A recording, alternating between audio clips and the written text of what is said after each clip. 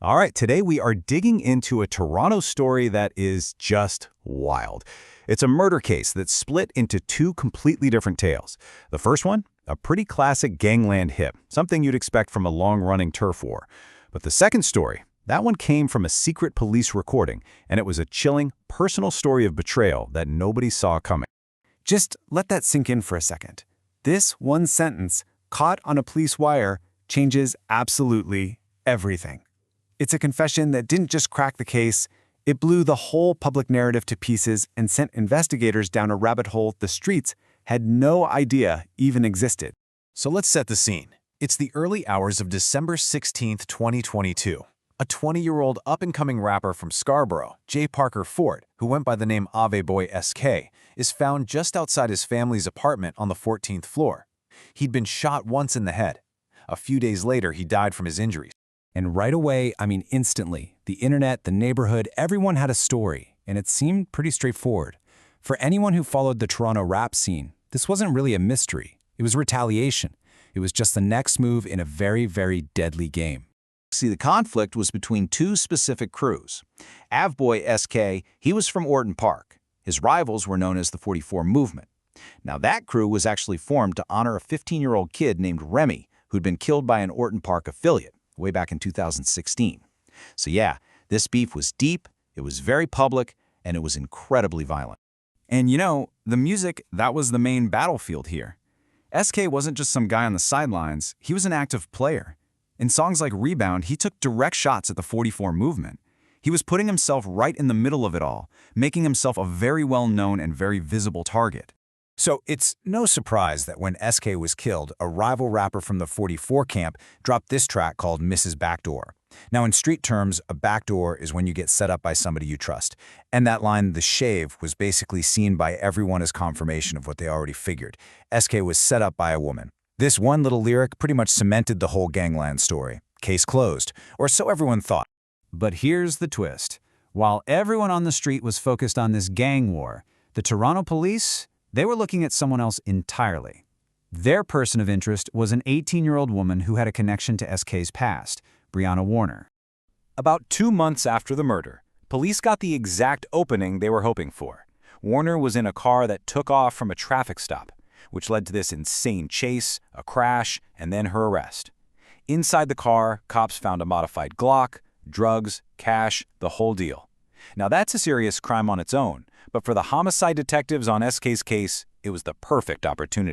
So the police play this incredibly patiently. First, they stick an undercover officer, who they called TJ, right into Warner's holding cell. Posing as just another inmate, TJ starts to build a rapport, slowly gaining Warner's complete trust. TJ became her only visitor, her confidant, her supposed good friend. Warner even braided TJ's hair in the cell. And once that deep level of trust was there, police moved on to the final step. They got a judge to authorize secret recordings.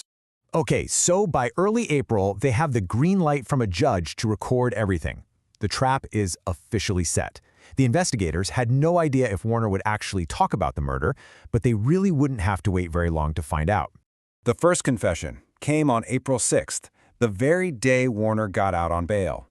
The undercover officer, TJ, drove with Warner's mom to go pick her up, and in the car, Warner gets into this huge, screaming argument with her mom and just snaps, blurting out this absolutely stunning admission with the cop sitting right there in the car. The very next day, TJ goes over to Warner's house. Alone in her bedroom, TJ asks her what she meant by what she said in the car. And, while laughing, Warner lays out the whole thing. She said she lured SK to his building staircase, making him think they were going to hook up. But instead, she pulled out a gun and shot him once, right in the back of the head. And then, she tells TJ she wrote a rap song about it. And this kind of reveals her whole mindset. Warner tells TJ that SK's music was all fake, but her music, that was real. She wasn't trying to hide a crime. She was treating the murder like it was material for her art, like a badge of honor that she thought made her a real rapper. And then she dropped a motive that had absolutely nothing to do with any gang beef.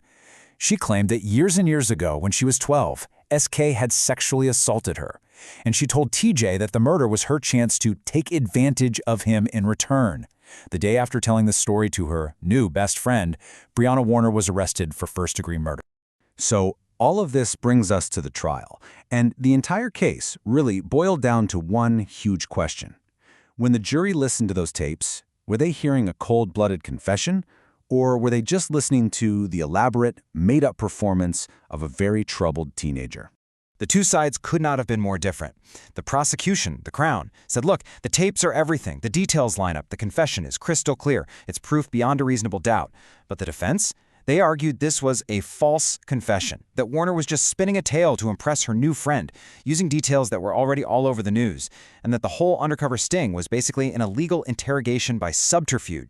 The defense's whole strategy was to just pick that confession apart, piece by piece. They pointed out all these little inconsistencies. Like, Warner said SK was silent, but his own brother heard him moaning after he was shot. She claims she checked his pockets, but his white hoodie had no dirt on it, no sign of being disturbed. They argued it was a sloppy story, not a real account. A performance filled with holes a real killer wouldn't make. In the end, though, the jury, they believed the tapes. Warner had shown almost no emotion for weeks. She often looked bored, sometimes even rolled her eyes in court. But when that guilty verdict was read out loud, her face flushed this deep, bright red.